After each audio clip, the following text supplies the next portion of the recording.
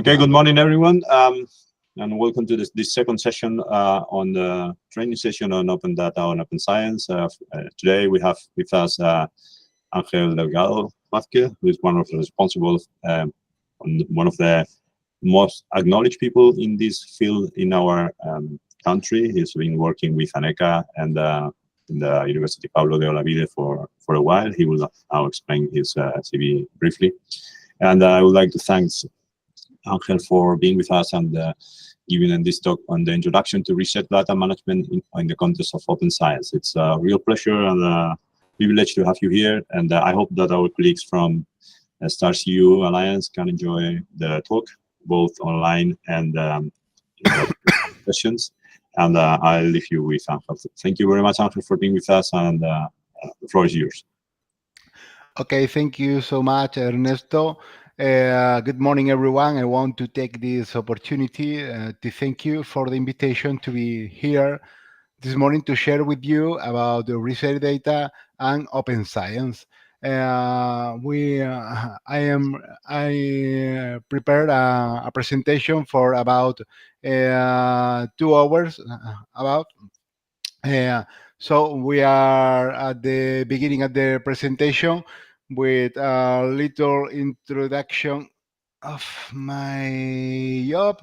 I work at the Pablo de Olavide University at Seville in Spain. I work as head of the Learning and Research Support Service at the library at the CRAI.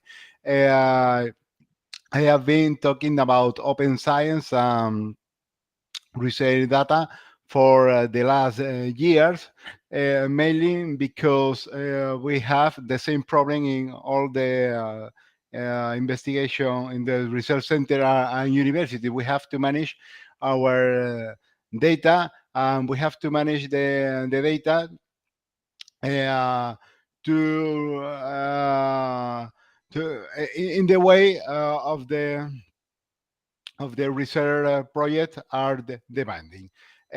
So we have prepared this program for this morning. We have 3 main points to view this morning in this session. At the beginning, a definition of research data. Data of research data is collected, observed, or created to be analyzed and to produce original research results. This is research data, not this only is research data. But we have primary data that is created especially for research, for our research. We can decide about the objectives of the data. We could decide about when to collect this and how to collect this. They are always original data, but it needs of a bigger inversion, a bigger effort to get the data. We could use secondary data. Secondary data, maybe data from other research. For example, we could reuse this data, not created especially for research, or created for research, but not for our research. We can use the full data or only partially, only a part of the data set, no, or of our interest. They can be used alone or maybe used recombined with other data sets. Right? Different data sets from different researchers, from different research. They don't necessarily adapt to the requirements of our research, of our needs. We have different types of research data. When we think about research data, commonly we usually think about numeric data. we usually think about data sheets. So, but there are a lot of different types of data that we can use. For example, textual data or multimedia, codes, syntaxes, experimental data, simulations, observational, derived data, and so on. Data in the context of open science. Open science is the practice of science in such a way that others can collaborate and contribute, where research data, lab notes, and other research processes are freely available under terms that enable reuse, redistribution, and reproduction of the research and its underlying data and methods. Open science is a new way, a new form to do science. Open science doesn't change science properly, but change the way we do science. In open science, the the most used practice is open access. We have been talking about open access for a lot of years. We know what is open access, because we normally use scientific publication, and we normally write scientific paper, scientific publication, and publish it. Uh, but open access is only a little part, or not a little, a part of open science. Open science is a context much more bigger, that includes, of course, open access, but uh, open metrics, free software, open educational resources, open peer review, citizen science, and of course, research data. Research data is maybe one of the most important parts of open science, because research data is in the basis of the research process. Open data include the access to data without the necessity of payment, without the necessity of uh, pay money for access to the data, for share the data, for use the data. Open data includes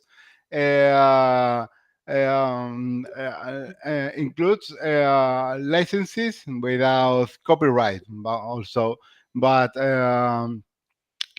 usually open data has copyleft. Copyleft means that we can use this data without any restrictions, legal restrictions. Okay, normally the creators, the authors of the data, share this with this kind of license that allows to other people, to other researchers, to use it without any legal restrictions. Okay, open data usually use format or file format that are open or can be used openly.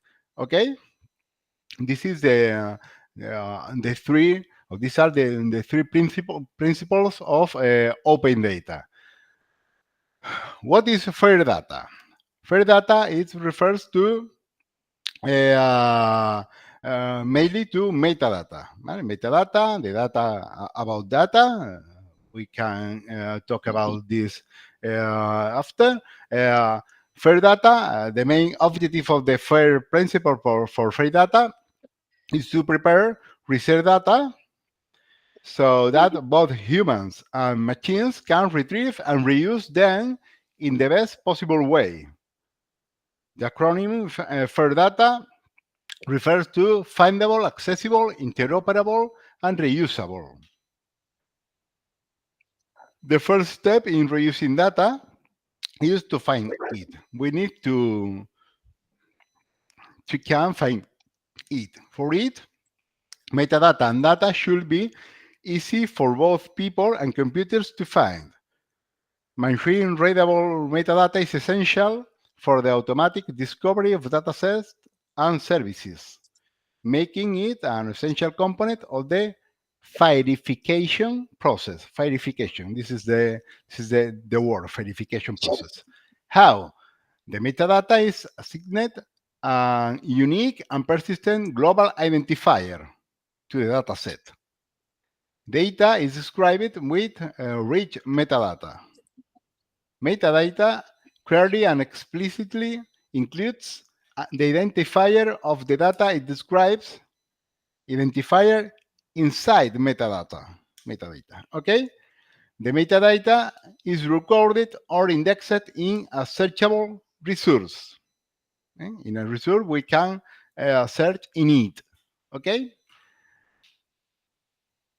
When we talk about accessible, we refer to the data and metadata are accessible and can therefore be downloaded by other researchers.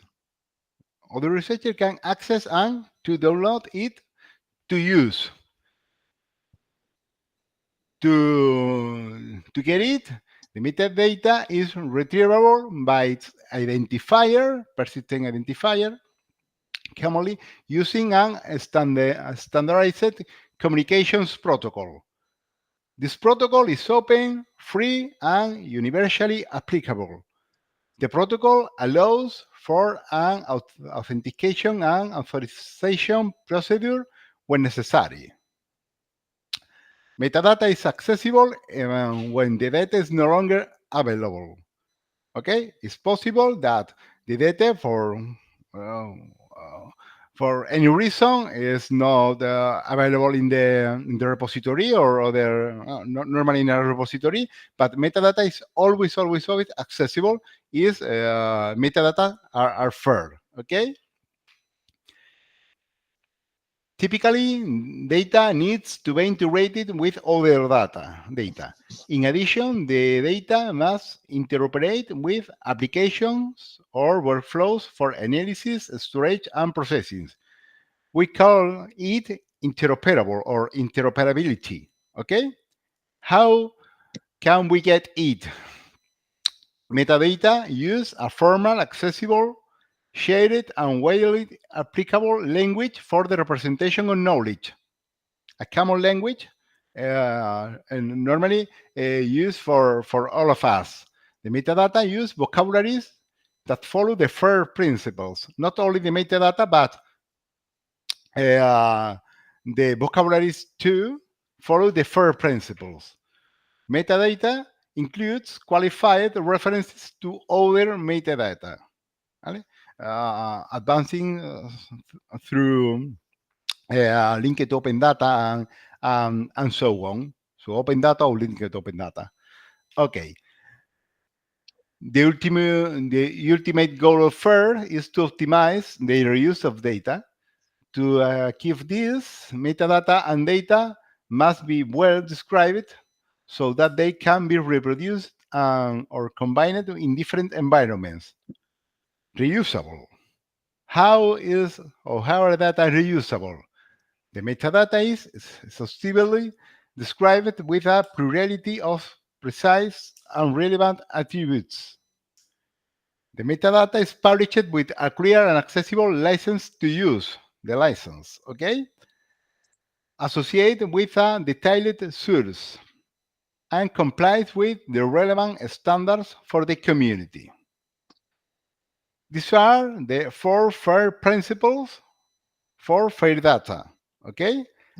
I must to say that repositories or institutional thematic repositories cover most aspects in relation with FAIR data. If we use a trusted repository, Normally, uh, these characteristics are included um, uh, in the tools that repositories have and are offering to us to deposit the data in it. Okay. If you can know, if you have to know uh, how far is your data, you can use different tools, different resources to know it. We have almost three online tools that allows to you to know the degree of verification of your data, okay, or your metadata. There are almost, for example, this one from Australia is very useful. It's an online form where you must to respond different questions. You must to answer different questions about your data, your metadata. For example, about findable, the first question is: does the dataset have any identifier assigned? Uh, you can have no identifier. If you haven't an identifier, you are not in the way of fair, or you are not in the way of findable. Usually you have almost a local identifier, for example, or a web address, okay, a unique resource locator, ¿vale? The most or the best practice is to have a, globally unique, citable, and persistent link, no? A persistent identifier. For example, DOI or pure or arc or handle. No, if you have a DOI, a digital object identifier, okay, this goes in green. That means that you are in the way of findable.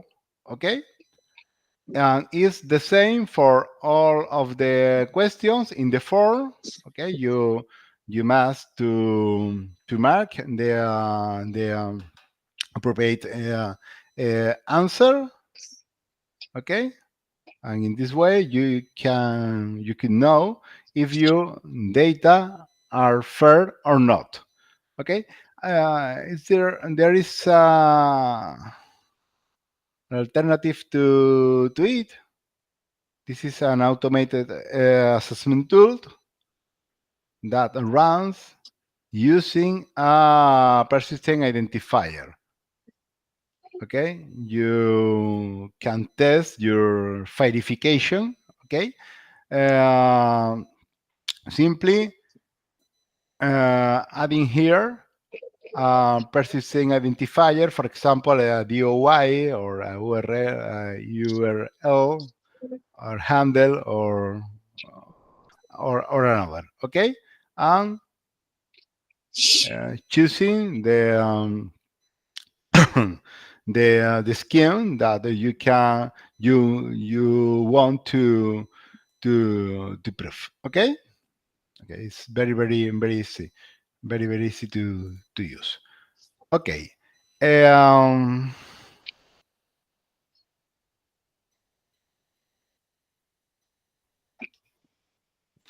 okay. Ethical aspects and legal framework. This is one of the main issues about research data, because you must design your research thinking always about how it's or how the research could affect to the person whose data you are using. Okay. Um, Ethical considerations must be present both in the design of the research and in its execution.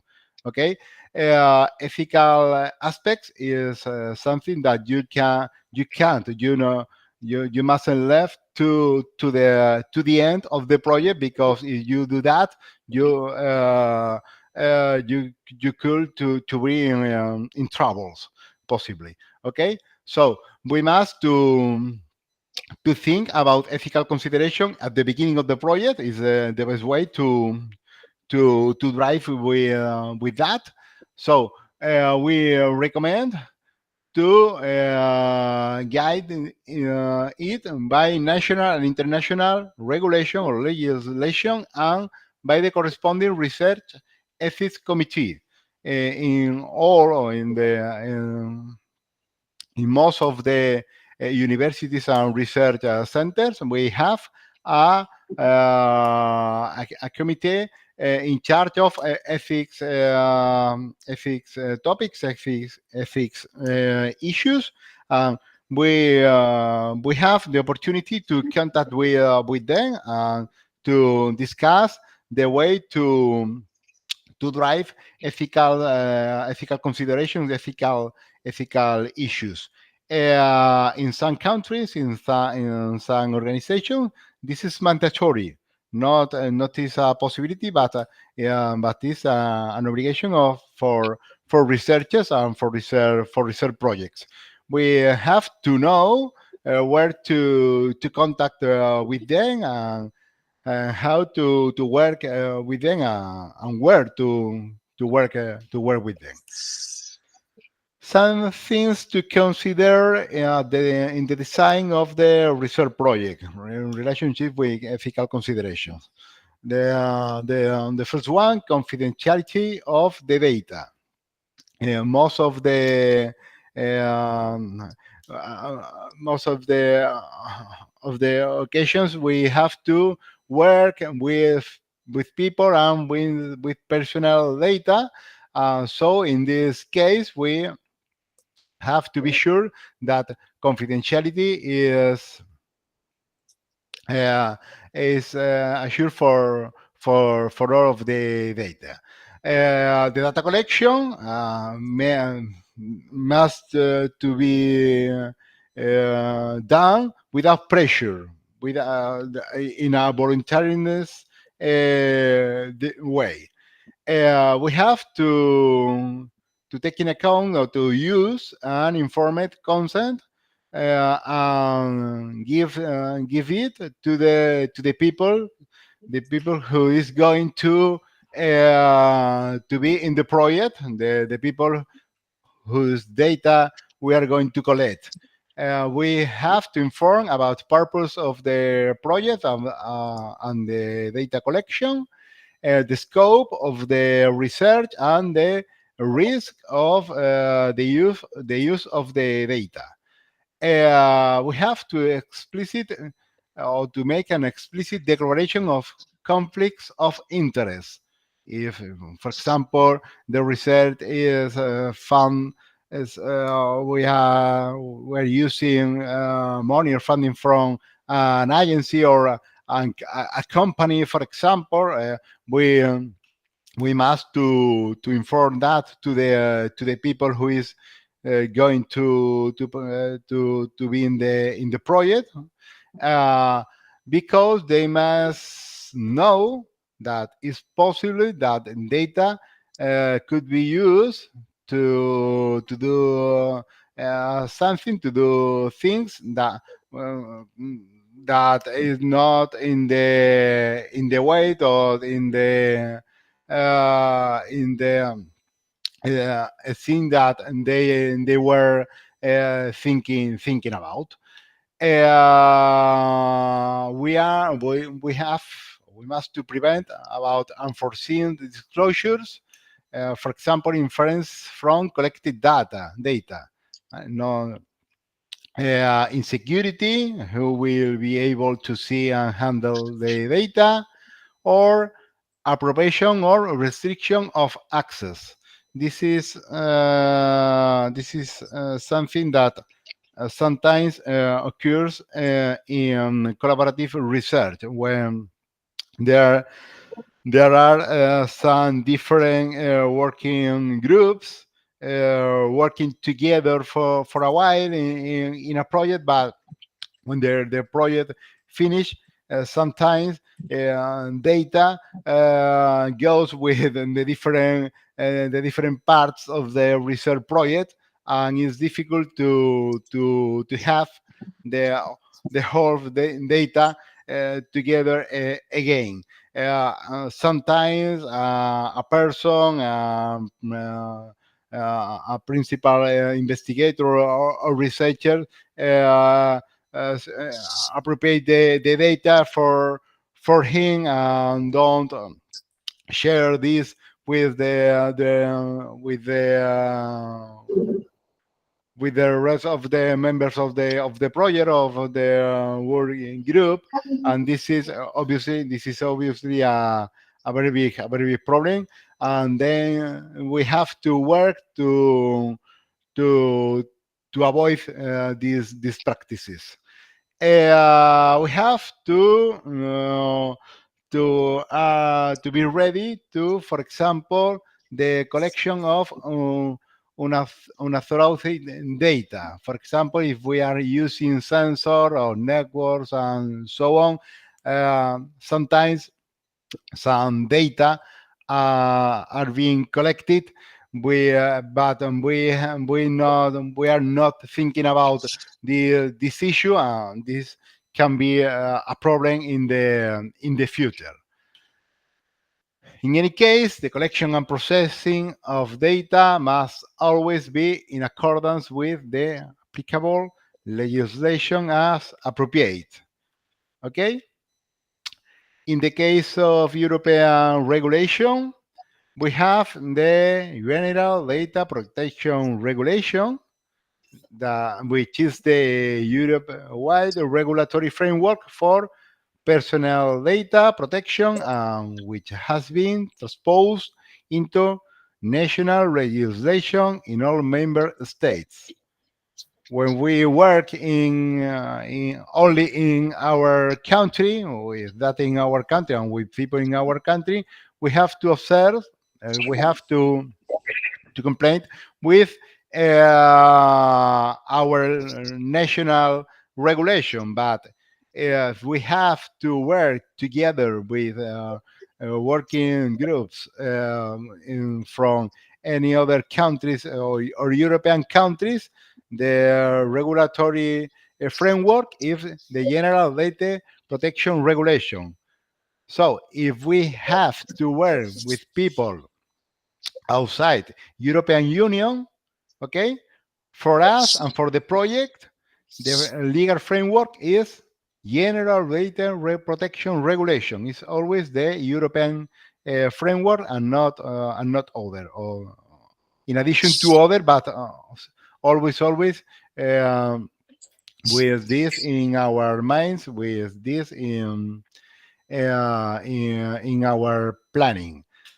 Okay, and this regulation affects to personal data, which is relating to a natural person who can be identified by attributes such as a name, an identification number, age, location, and so on. Affects to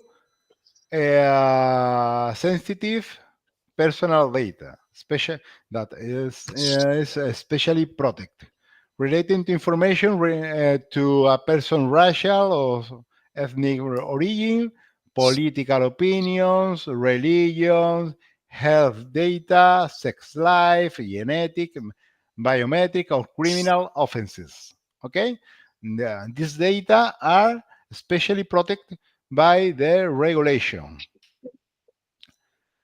At the harvesting, we have to observe the different principles. For example, that the purpose of the collecting or the harvesting is lawfully and explicitly stated.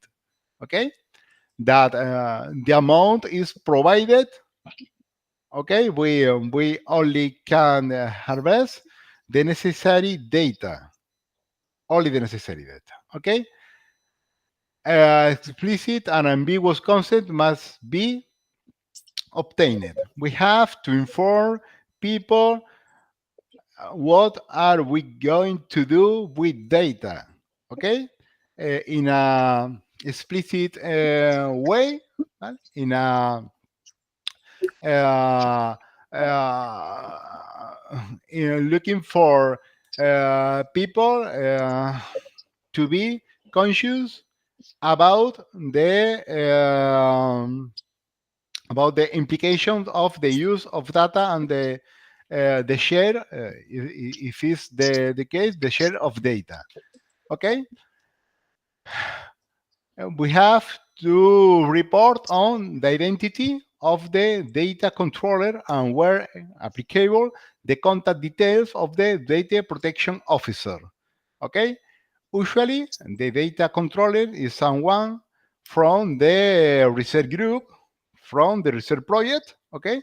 But the data protection officer usually, normally, is somebody belonging to the institution, for example, to the university of to their research center.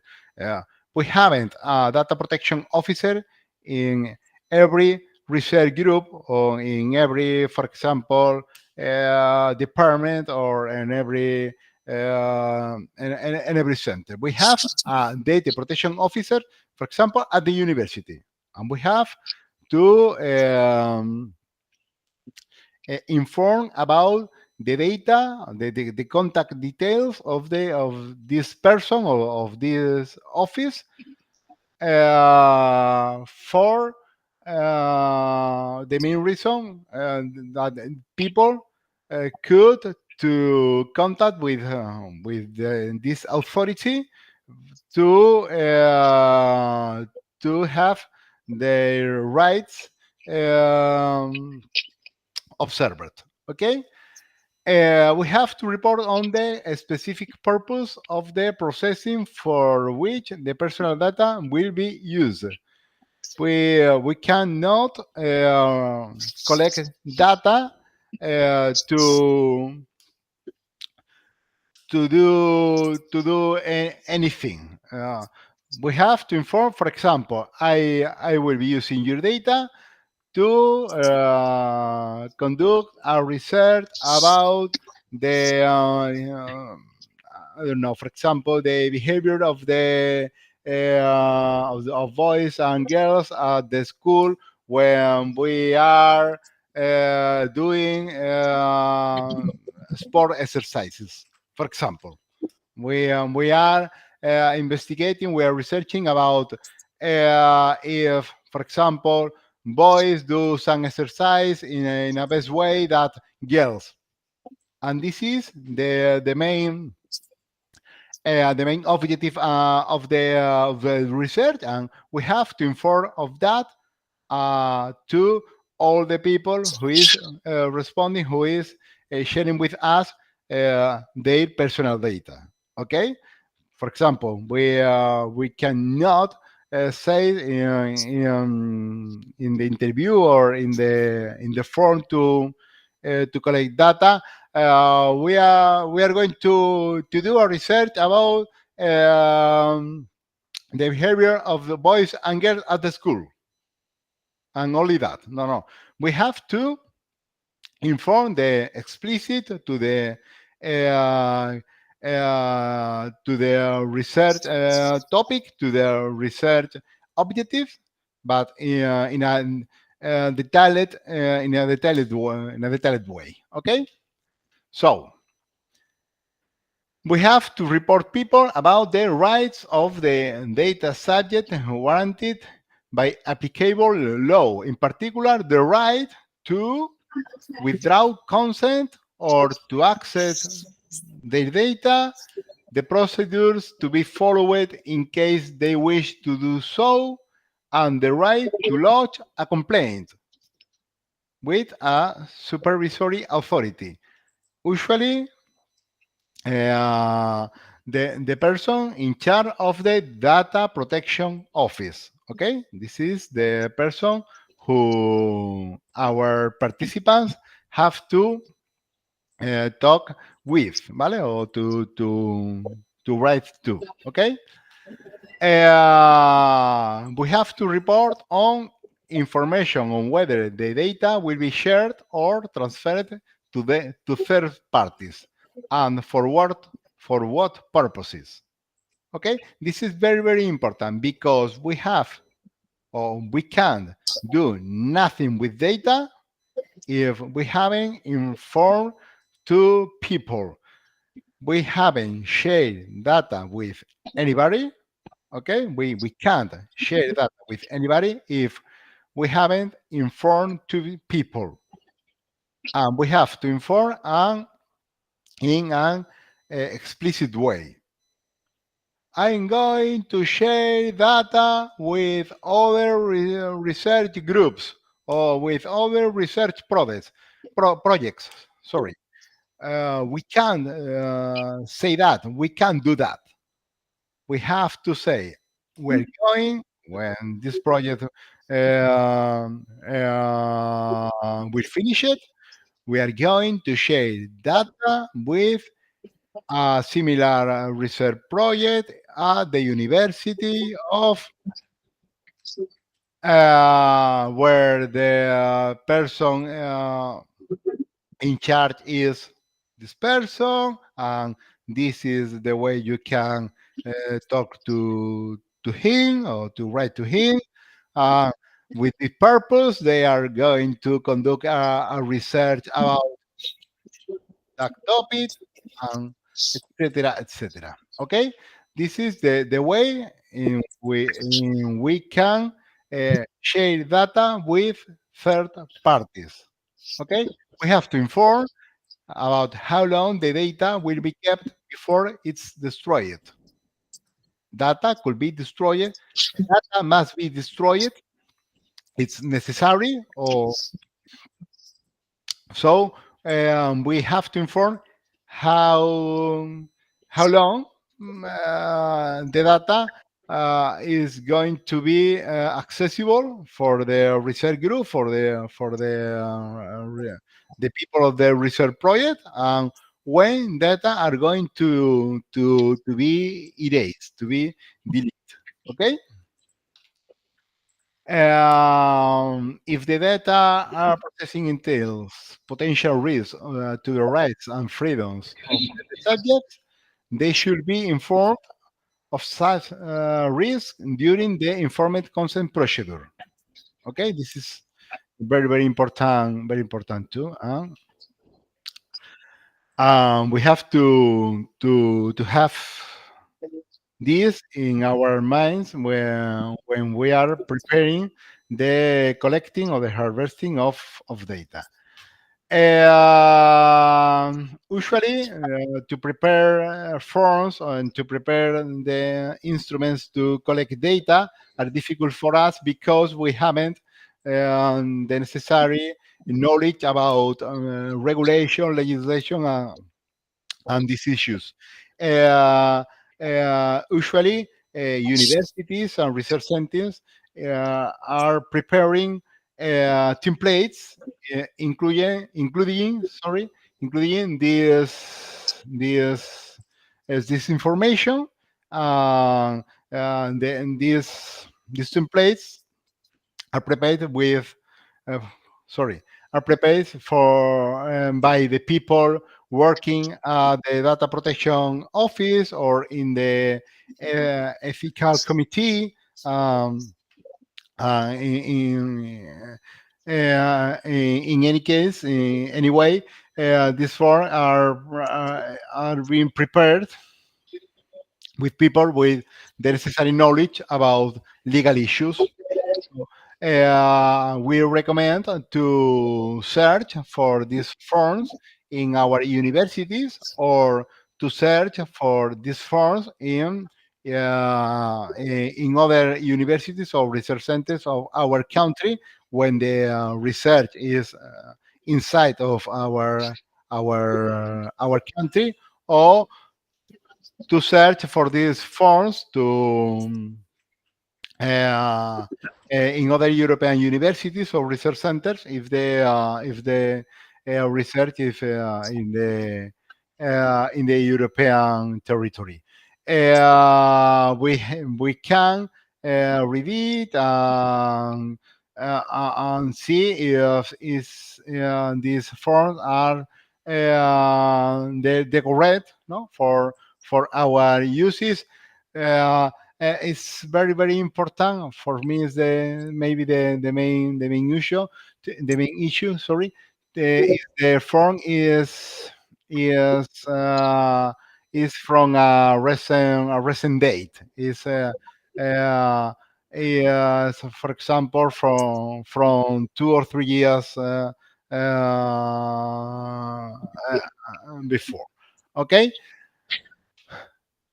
Okay. We have we want to reuse data, we have to prepare this data for reuse. How to prepare data or personal data for reuse? So, protection rules is if you have to apply protection rules, it's impossible to transfer data. If you don't prepare the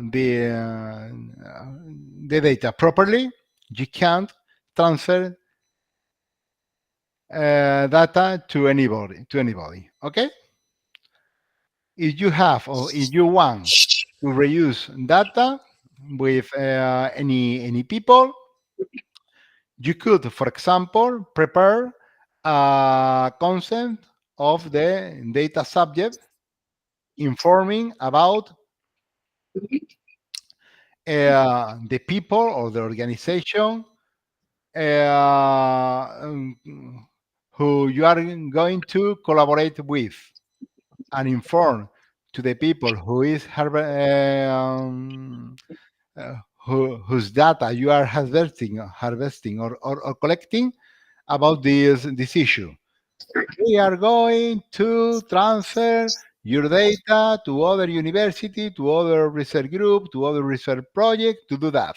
No, in the example. Okay, in this case, you can transfer the data, but only with these people, but only with this research project or research group, or for this target, for this objective. Okay, if you want or if you have to share data with the whole world, with all researchers, if you want to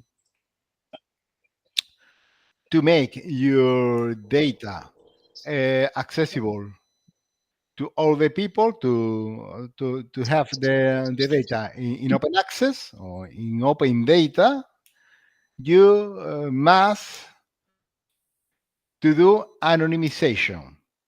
Is the only way to share data without restrictions. The data without any personal data. To do that, you must to process sensitive data, personal data relating to a living person, which allows that person to be identified. Okay.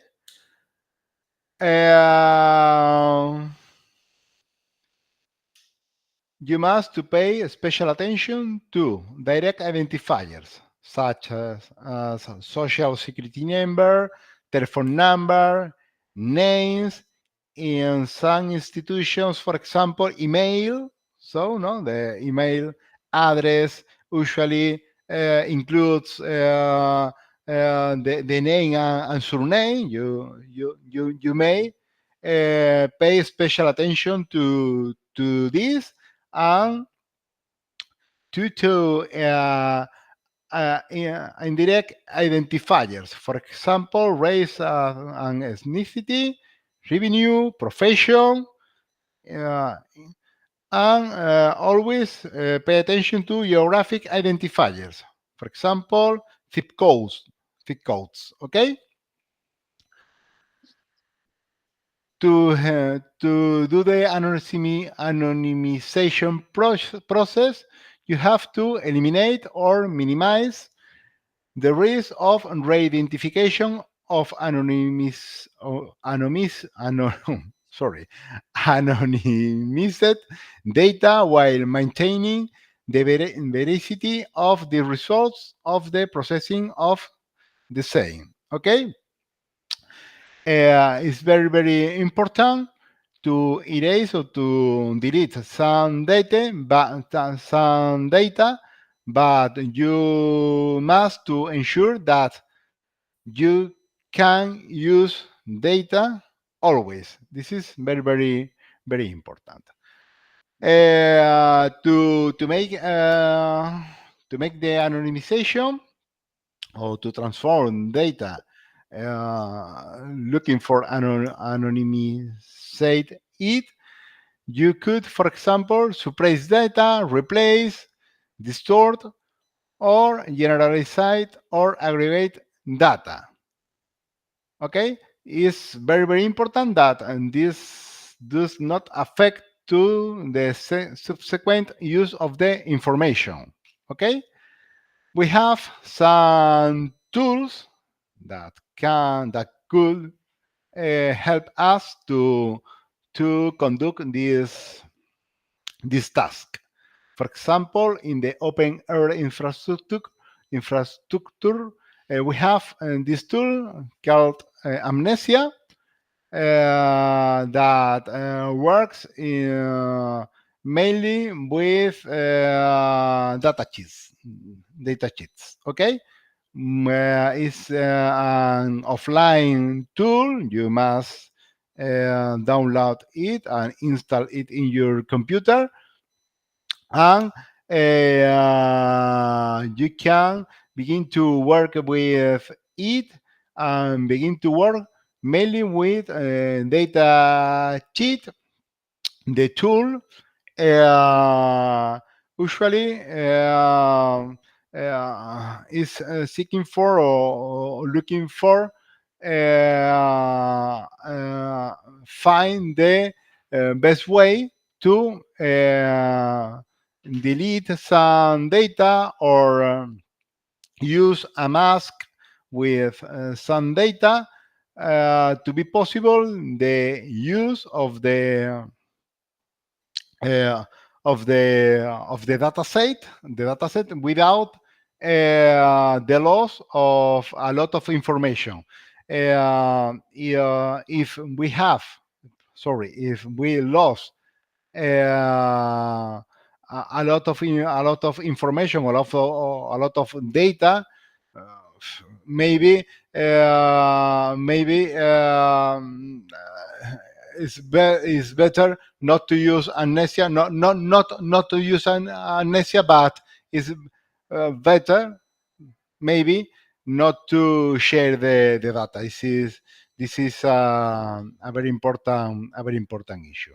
It's an open source tool. You can download it from this link and begin to use. It's very easy to use. Very easy to use. If you work with textual or mailing with mainly with textual data, we have another tool. This is a Microsoft Word plugin from the Yuki data service that allows to us to find quickly or to identify in a quickly way some sensitive data inside our text documents. Um, when you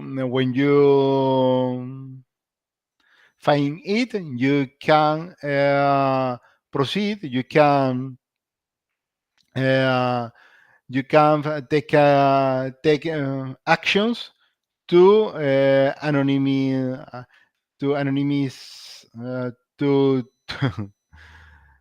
to do anonymous the document or some part or some paragraph of the documents. Is a very useful tool. Um, some topics about copyright and intellectual property. Copyright is a property right in original, literary, artistic, and scientific works. Although copyright does not protect ideas. Okay, usually copyright protects the way, the form in that in which you communicate your ideas. Okay, but not the ideas. This is a very important principle of copyright. Copyright is automatic. Okay, there is no need to register, deposit, or apply a copyright symbol. Although all these activities are permitted and maybe even helpful. Sorry. Okay, but it's not necessary if you don't want. Um, in relation to data and to data sets and databases, uh, we have to apply sui generis database right. For legal purposes, database means a collection of independent works, data, or other materials arranged in a systematic or methodical way and individually accessible by electronic or other means. Okay? Most of our data are part or is directly databases in the in this way of definition. Okay, databases are automatically protected by law if the selection of arrangement of the contents are the author's own intellectual creation, in which case copyright protection applies to the structure of the database, not to its content. Okay? This is very important. Okay? Databases are automatically protected by law if they qualify for a special IP right called, called the sui generis database right because there has been a substantial investment in obtaining, verifying, or presenting the contents of a database. Okay? Data are not original by the effort to harvest and clean and organize and present data, okay, makes that this object uh, to be protected by law, okay, by law. Okay, licenses to reuse data. A license is a legal contract that specifies standard restrictions and permissions for a work, which can then be used by anyone to whom the license is granted, although ownership rights are not transferred. Licenses that apply to a particular set of research data will depend on what type of data it is whether it is subject to legislation and what permitted uses or restrictions apply, depending on the content. For example, there are journals that require a specific type of licenses for the data sets that are published on their websites. Okay? Types or licenses that we can use, or we could use Creative Commons, Open Data Commons, Open Governmental Licenses, yield or design science licenses, yeah, or public domain. There are a lot of families of licenses that we could use if we want or more, or if we need. Okay, the most usual licenses or family of licenses are Creative Commons in the open science context, applying to open access to publication, but applying including open data too. Okay, Creative Commons licenses uh, is are a set of licenses uh, with six types of it. The types of licenses depending on the combination of different characteristics described in it. The most free license, or the most free Creative Commons license, is the first one, okay, defined by this symbol. This symbol means attribution. Okay, this is the CC BY license. It means that the object protected by this license could be distributed, distributed, remixed, tweaked, built upon the original work, even commercially, as long as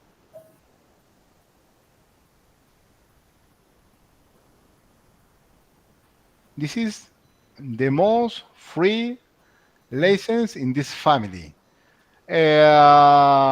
When you begin to add different characteristics to the license, you go in the way to make the license most closed. But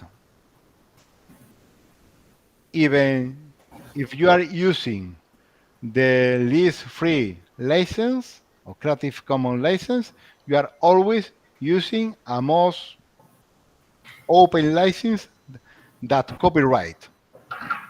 Okay, this is very very important.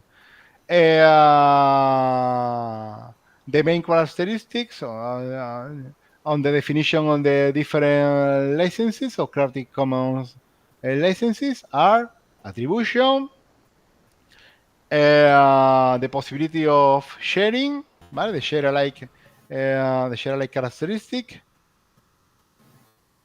the possibility to make derivatives works, the prohibit the the madre.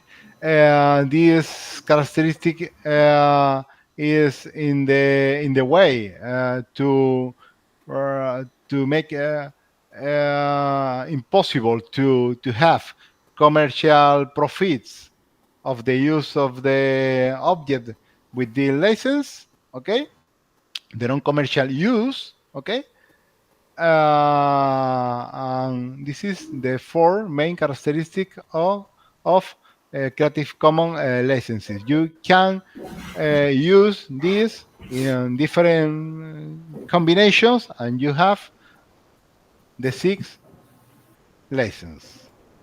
Okay, there is another license, the CC0.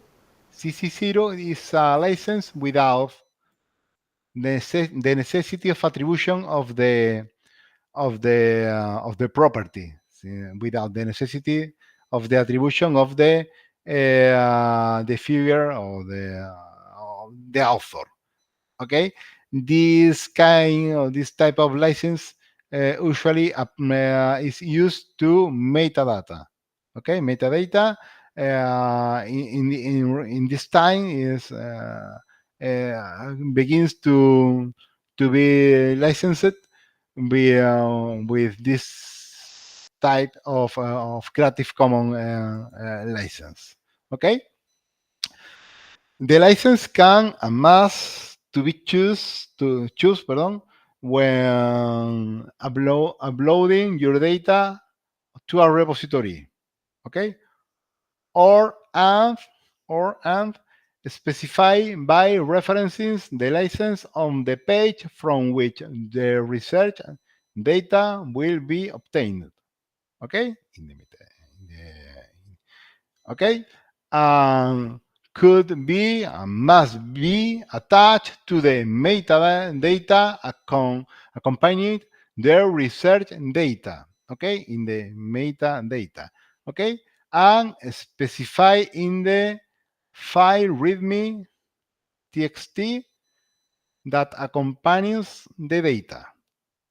So there are some places where the license must to be placed.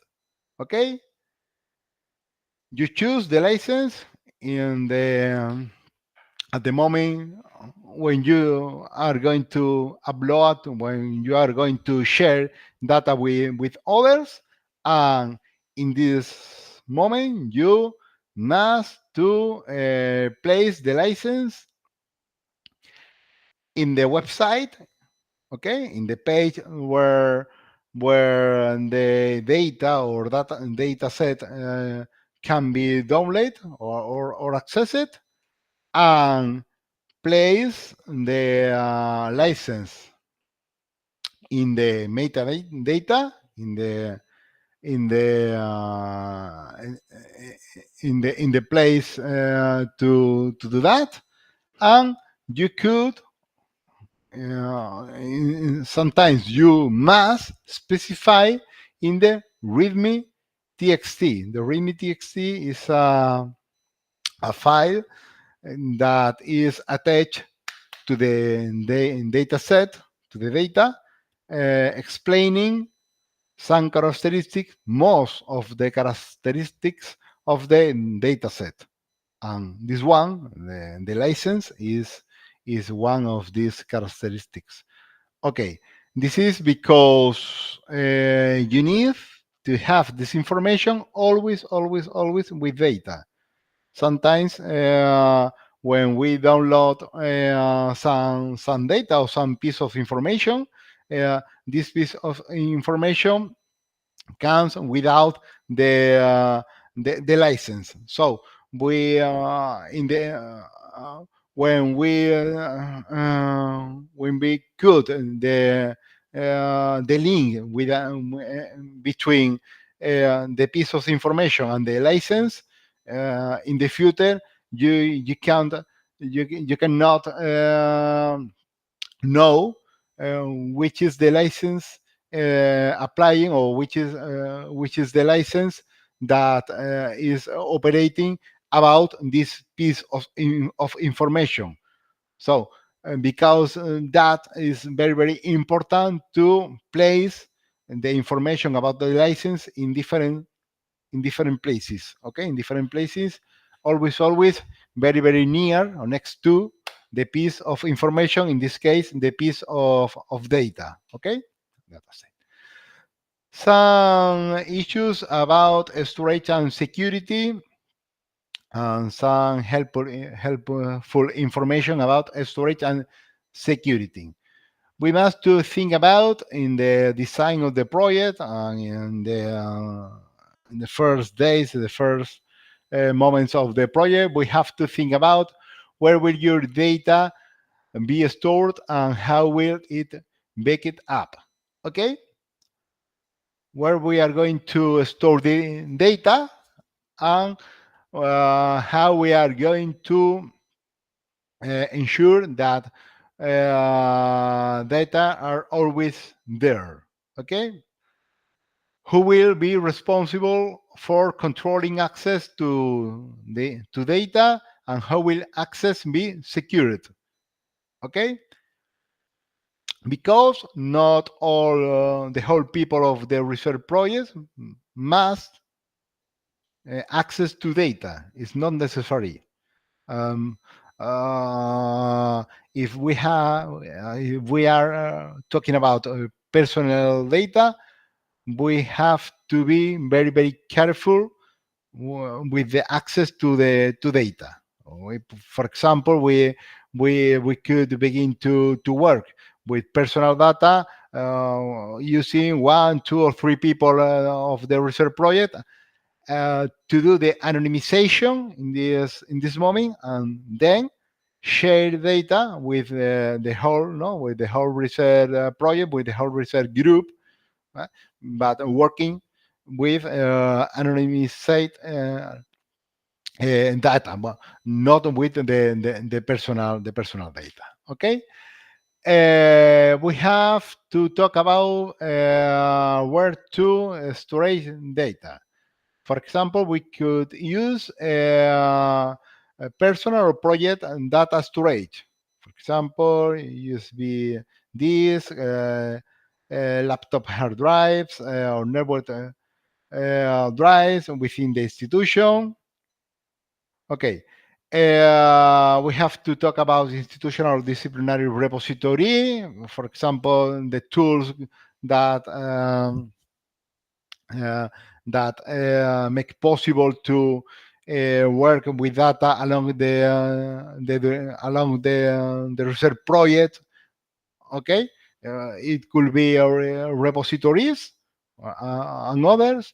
We could use cloud-based data warehouse or institutional storage systems. We have to think about the use of commercial tools or commercial services. It's very usual to see people working using commercial cloud-based services such Dropbox, Google Drive, and any others. We have to be conscious that normally they include illegal disclaimers in their contracts, and in the event of a problem with the security of files to third parties, uh, we have we could have some problems. Well, we could have some problems. Usually we use this tool. This is a very useful tool that allows us to take a very first idea about which tool use in our data projects. Uh, Give me okay. Okay.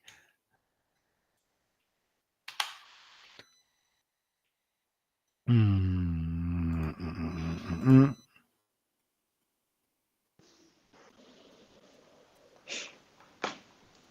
Street Finder. This is an online tool from Utrecht University that allow us to select the best storage solution depending on the characteristics of our project. You must to answer different questions about our necessities. For example, do you want to share your data with colleagues during your research? And depending on the answers, for example, no. So all the possibilities are open, but if you respond or if you answer yes, but only within the university, it's an internal, no, an internal project. Some of the place disappears. Okay, disappears. And if you use yes with persons outside the university, because we are no working together with people from other universities from other countries. The catalog of possibilities is now little, very little. You can use, for example, the basic storage solution for storing large amount of data possible to access the storage via is an internal solution, but with an access from outside the Utrecht universities. They inform about the amount of data you can store with them. For example, okay, the conditions of availability and security, okay, the conditions of versioning. This is very important. Okay, the possibility of can back and restore a copy, no, from other moment. This is very important, and they inform always about the cost. For them, most of these services have a cost, have when they have to pay for use that. This is very normal, very usual. Okay, storage within the university, storage in the cloud, but in the commercial cloud. OneDrive is commercial cloud. It's a commercial cloud service. Okay, the size, location, okay, level of security, versioning, okay, and so on. This is, for me, it's very useful because most of the universities have the same services with the same or with another names, okay, but the services are always the same. The storage in the institution, personal storage, okay, personal storage, okay, storage in close-based storage, okay, Microsoft Teams, Teams Secure, network drive, laptop, personal computers, okay, USB storage, okay, and Yoda. Yoda is a very interesting resource because it's a tool that allows to storage data, share data with the people who is working with you, make possible the versioning, has a high level of security, okay, in some way, bueno, create a persistent identifier for the dataset, allows to publish the dataset. For me, it's a very interesting resource. Is Jose Manuel very similar to Mendeley data, to your Mendeley data, but is an open source.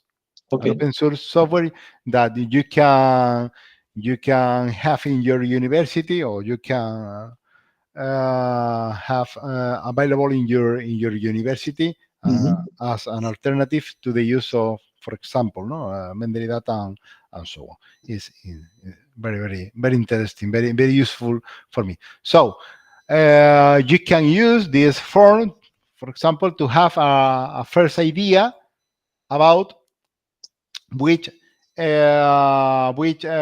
tool or tools use uh, uh, uh, having your project, your project in your mind. Okay, in your mind. Okay. uh, other possibilities, other solutions. For example, Open Science Framework, that is an online open framework to work in science, in research projects, where you can collaborate with your colleagues and share data and work with data, and to have different versions uh, with very interesting possibilities of storage, or with a little restrictions about the quantity of a storage, of the amount of a storage. You can work in write about your project, your data. It's a very interesting, a very interesting place. I think we could access.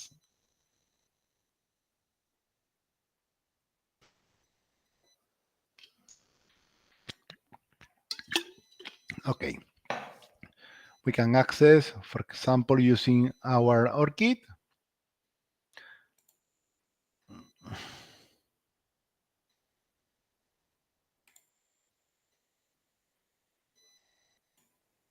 Oh, sorry. Pasa aquí.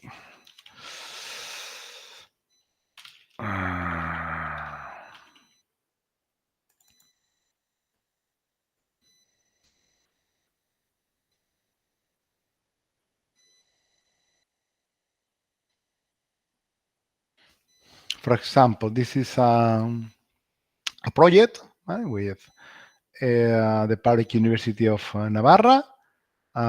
We are collaborating with different people, okay, with different people, and we have here a dashboard informing about the project.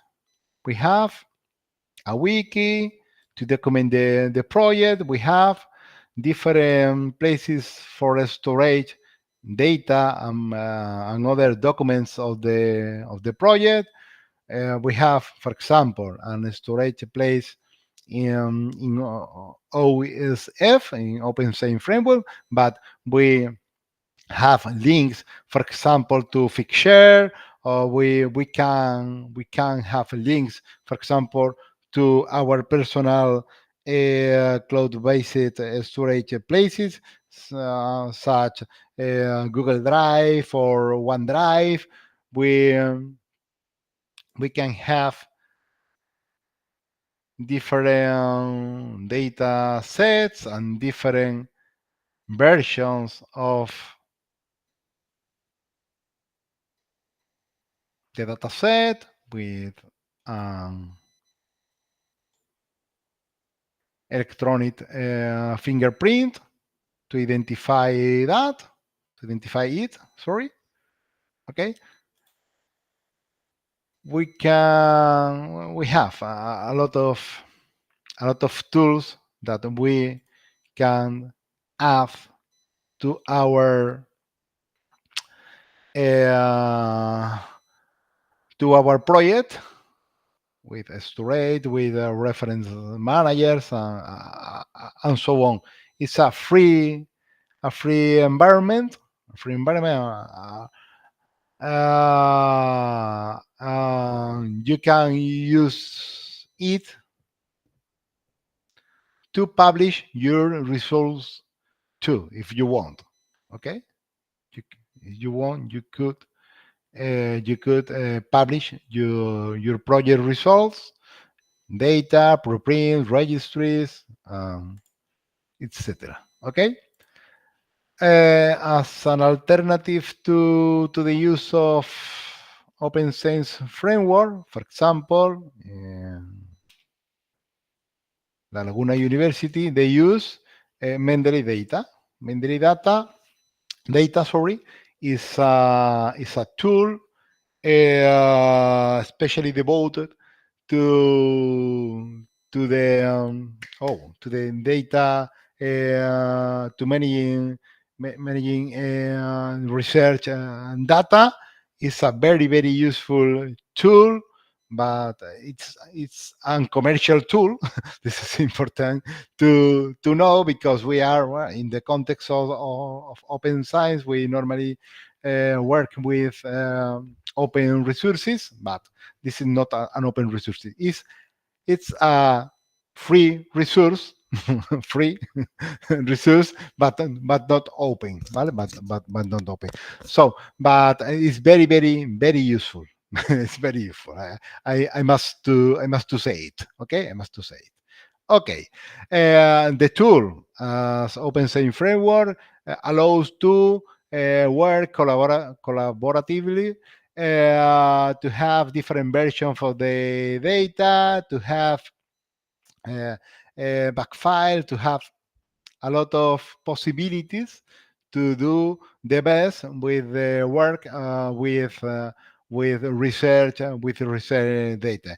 It allows to, for example, publish, okay, okay, the data sets at the final point of the research, of the investigation of or the research project, allows to discuss the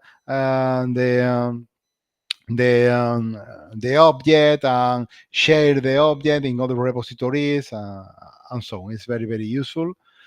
I must to say, it. Okay, to work with data, we must to have a data management plan. Okay, DMP. Okay, DMP is an instrument, a tool to allows time saving. Okay, because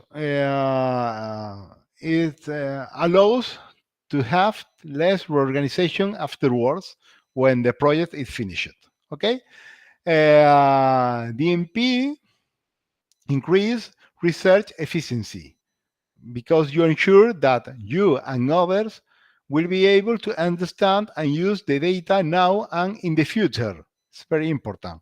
When the project close, we can use data always, because data are perfectly described and documented in DMP. Okay, DMP prevents duplication of effort and allows the increase of the visibility as a researcher.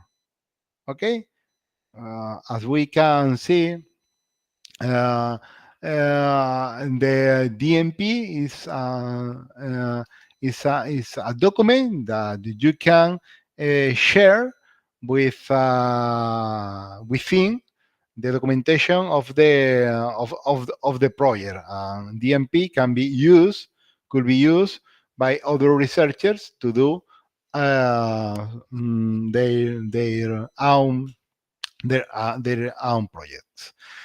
Is a formal document that describes what you will do with your data during your research and after you complete your project. Okay? The DMP should contain only the most important information and should be preferably not exceed 10,000 characters.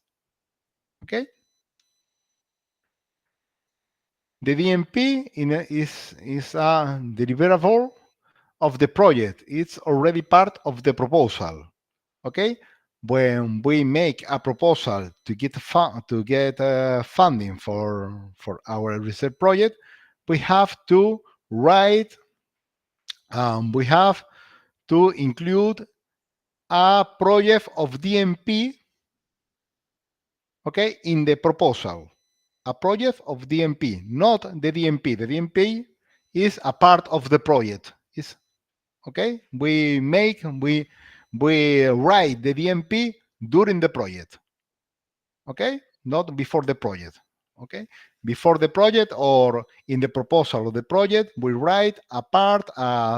We summarize we advance the DMP. The DMP is a live instrument. First version, normally in the first 6 months of the project, and other versions, intermediate and final of the project. Okay? The DMP must be updated for periodic assessments. If there are none, it should be up to date before final review. Update whenever major changes occur in the project. For example, inclusion of new datasets, changes in consortium policy, or other external issues. What does the RDMP look like? The RDMP that you provide in the project proposal have about 1 or 2 sheets, okay? With a summary with most important info. And the purpose is to demonstrate preparedness to funders and reviewers. We could do that. We are prepared to do that. Okay? The RDMP that we use during the project have many pages, even more than 100 pages in some cases. Okay? It's a living document covering most aspects of working with data and is a tool to generate information about your work, our work, that can be shared. We have some DMP plans, DMP repositories, okay, where we can find some examples on how to do our DMP. Okay, we could do some uh, some uh, some searches. Okay, to find that, and we could read some of the previous DMP from other projects to know how to do our DMP. Okay, we can use university repositories. We can use Zenodo, okay, the European infrastructure or the European repository, Zenodo. We can use that to find DMPs examples. We can use some online tools that allows to compose our DMP, but these tools normally includes some example or some real DMPs. Okay, DMPs. And then we can use these online tools to retrieve to find some examples that we can use. DMP online or DMP tool, for example, have some, no some, a lot of DMP that we can use. Okay, which are the components of DMP? We have to describe, we have to write about what kind of data is the research based on, how is the data going to be derived, created from scratch, collected or reused, what formats will be handled, what is the expected total size of the data collected. This is a very, very important issue because this is one of the main problems with data in some types of research projects that use very very big data sets because storage data is an expensive activity storage very big data or data from big data projects is a problem in some cases, in some scenarios, in some projects. We have to think about that and the relation of that with the necessity of to have copies, back files, no copies, security copies. Okay, because security copies need of large amount of storage spaces. Okay, we have to think about that. Okay. Normally we said to our researchers that we need to make a real decision by consensus. This is important. The whole team, the whole group must to be in the same way of wearing, the same way of thinking about the way the way the data must be managed. Okay, if you need, you can seek advice. You can talk to an specialist in your university, your research center. Normally, in the library, you can find people who could help you to to to work in these issues. Okay. We have to write about how will the structure and naming of the folder be established. Will specific standard or metadata be implemented? What access restriction will the data have? What what are the appropriate repositories to store the data? Okay. We have um, basic structure to write the DMP, the data management plan, something like that. Okay, we have to write about the description of the data, the documentation and metadata, the storage and security, the legal and ethical aspects, data sharing and long-term preservation, and the responsibilities and resources. Okay? About the description of the data, types of data created or reused, organizing data and versions, and who is going to be the data users, who is going to work with the data. In the documentation and metadata schemas, data documentation, FAIR principles, and data quality control. Okay, and in the talking about storage and security, storage, security, backup strategy, long-term preservation, cost, and barriers. Okay, there are all of them aspects to consider or to have in mind when you are writing your DMP, your data management plan.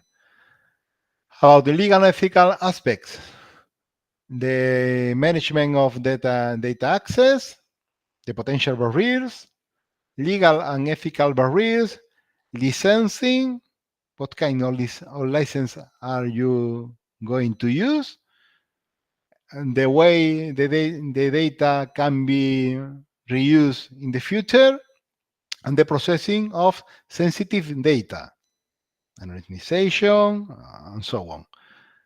Data sharing and long-term preservation, restrictions, which data and when, repositories to share and to preserve the data, persistent identifiers, what kind of them, are we going to use?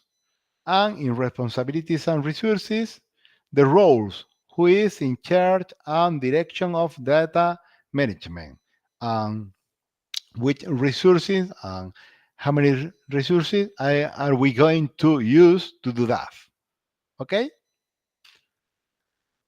we have templates to create DMPs. Okay, we can use some examples where some previous DMPs from other projects, and we can use two templates to create our DMP. Okay, some authorities and some universities and research centers have their own templates uh, designed especially for specific purposes, for specific funding agencies or funding opportunities.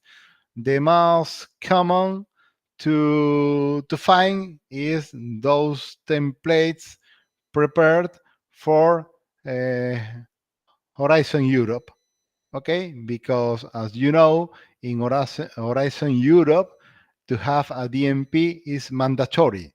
So, or in Europe, all the institution or the most of the institutions are working to have templates for their researchers to do the DMP in a in the easiest way.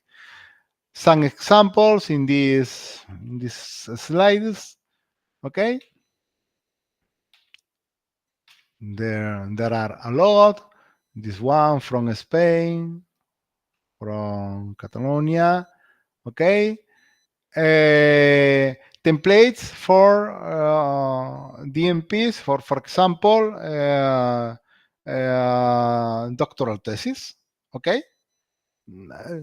usually we tend to think that DMPs are only necessary for big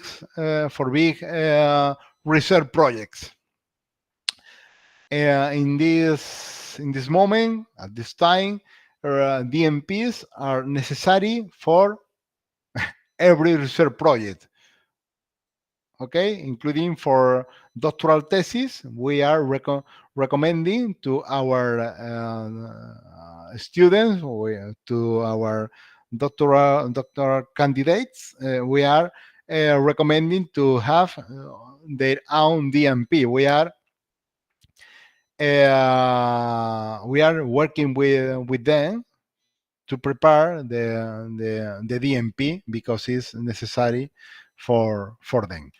Uh, templates, more templates. Okay, tools. We have tools to create DMPs. We have tools. Okay, some online tools. For example, this one from Spain, uh, PGD Online, PhD Online, Plan de Gestión de Datos Online, Data Management Plan Online. Okay, from Madrid.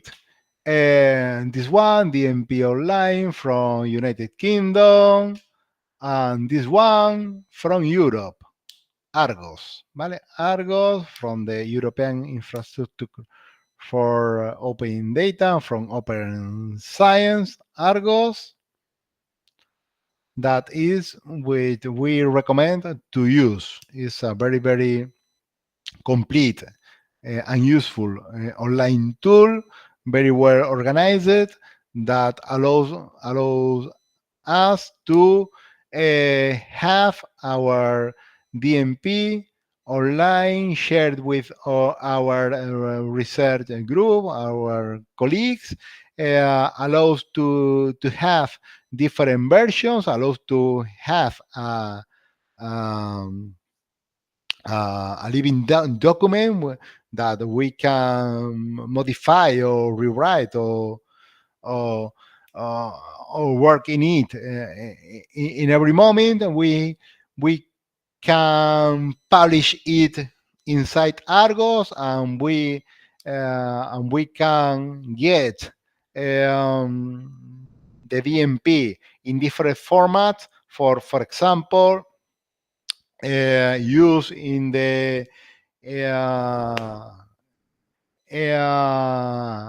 the research process, at the final of the research project, and so on. It's very, very, very useful and free, of course.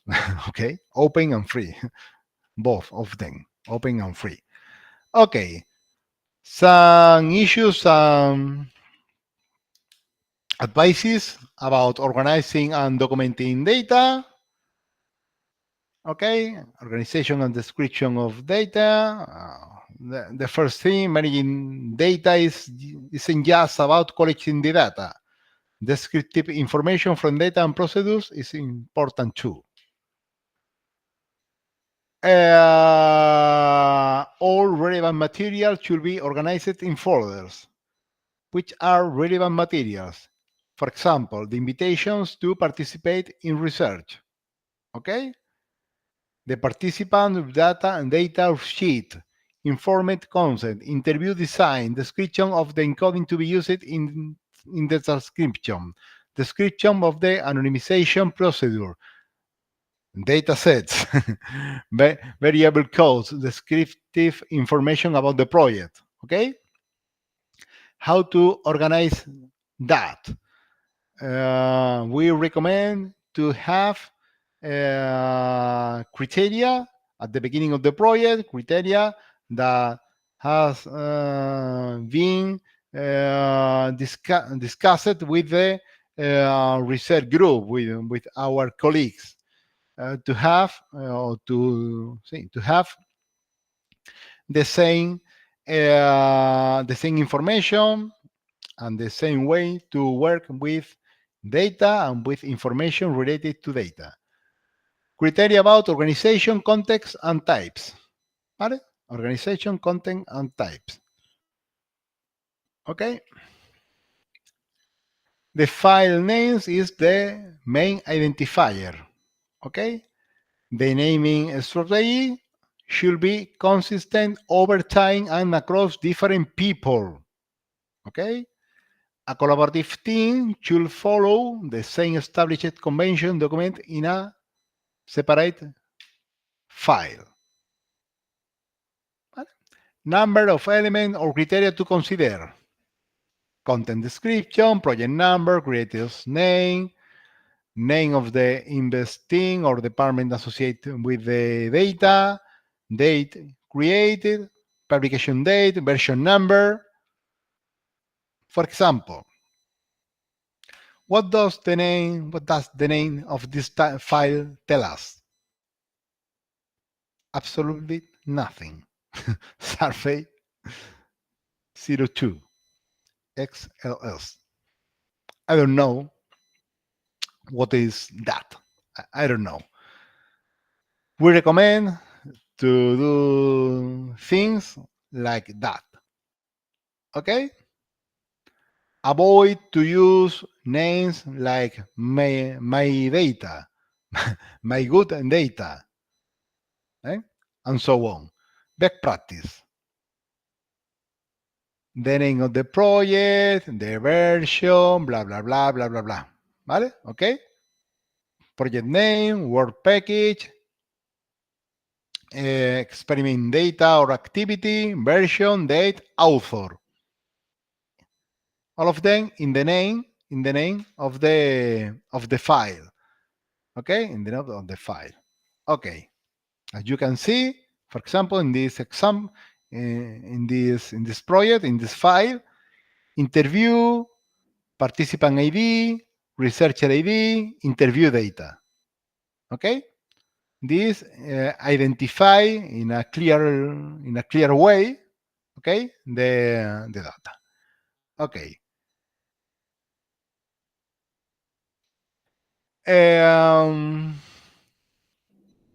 More things. Collaborative work ensure that the entire team knows and understand the established standards for folder organization and file naming. The good practice is to create a quick guide document, okay, to ensure that all members have access are trained, okay, in the way we are going to work with data, with files, and with folders. Okay. Regarding, see, Sorry, Angel, I just want to remind you that we are just 10 minutes left. okay. I think that in 10 minutes we can Okay, find the presentation. I right, think right. so. Thank Okay. you. Thank you, Samuel. Some issues regarding file format. The file format is the way of encoding information within a computer file. Okay. A program or application must be able to recognize the file format in order to access data within the file. Okay. In the open science context, we have to tend to use standard on open formats that ensure the accessibility to files now and in the long term. Okay.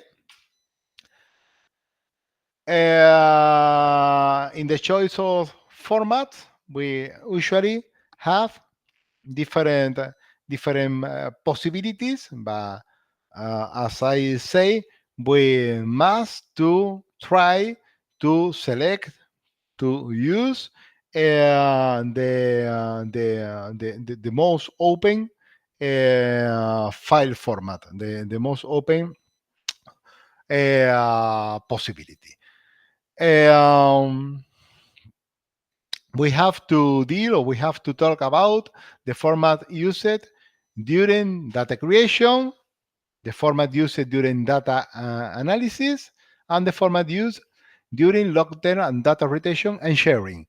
Not necessarily they must be the same along the whole life cycle of the project. We can change the file format in the time that the research project is advancing, not it going on. Some examples about recommended and acceptable formats for textual data, image, audio, video, documentation and scripts, tabular data, and geospatial data, and so on. Okay, some examples. Documentation and metadata. We have to be conscious that we must to use extended metadata, and we have to be very rigorous with the use of metadata and the writing of metadata, of the creation of metadata. Metadata of the project level, of the database and file level, and at the level of variables and items. Okay, almost three levels of metadata. We can search for metadata standards using tools like, for example, this one, the DCC, ¿vale? DCC that allows us to find the most or the metadata that most is or in the way of the topic of our project. Okay. Um, Most of metadata or almost metadata regarding to the project or to the data set can be generated when you are depositing it in the repository. You need to attach metadata to the dataset when you are depositing it in repositories. Is the only way, the only form that people that to make people be able to find and use your data in the correct way. So we are now ending our presentation. On 2 or 3 slides and finish for today. Simply to talk about preserve, share, and cite your research data. We can use research data, for example, by the publication of research data as an independent information object in a research data repository. Data, not with the publication, not with the paper, not with the article, but data as a different and unique and only object with all of or a relevant part of the data of the project can be an object to publish in a data repository. Okay, you can for example, publish your research data as a textual documentation in the form of a so-called data paper. The data paper is not a research paper. It's a paper that describes in a very, very specific way a data set or some data sets. Okay? In data paper, there are not conclusions. There are not a discussion about the issues of the research. No. In the data paper, we have the description of the data sets. Okay, and we have a third way to have our data working for us. Okay, making a publication of research data as an enrichment of an article, and so-called enriched publication. That is the most common way now in these days to publish data, but not the only way to publish data. We have the opportunity to use. When you are publishing data, we recommend to accompany the data of a README TXT file, publish the data in open format, publish the data with an explicit statement of the researcher which is for the data, using appropriate and copyright-aware licenses, given the strong recommendation to publish data produced with public funds. Okay, it's recommended that they be made public following the Science Common Protocol for implementing open access data and the open knowledge data definition. We can't forget that in some funding projects or for some funding agencies, the publication of data is mandatory. Not only the data we attach it to the publication, but the whole data set of the project is mandatory.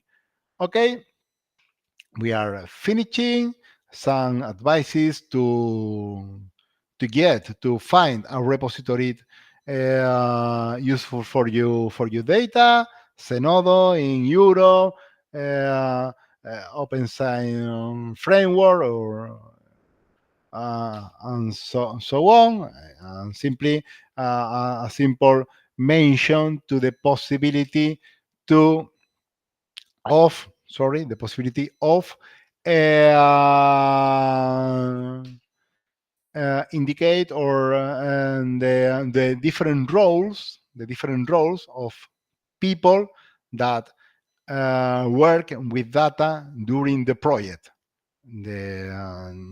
These people not necessarily is the same people that conduce or drive the project or write the different publications.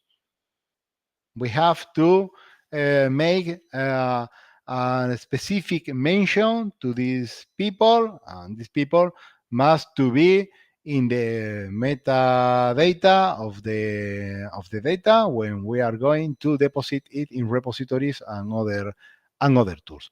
If you want any other resources, there you have a very little list or resources if you want to or if you need to use it.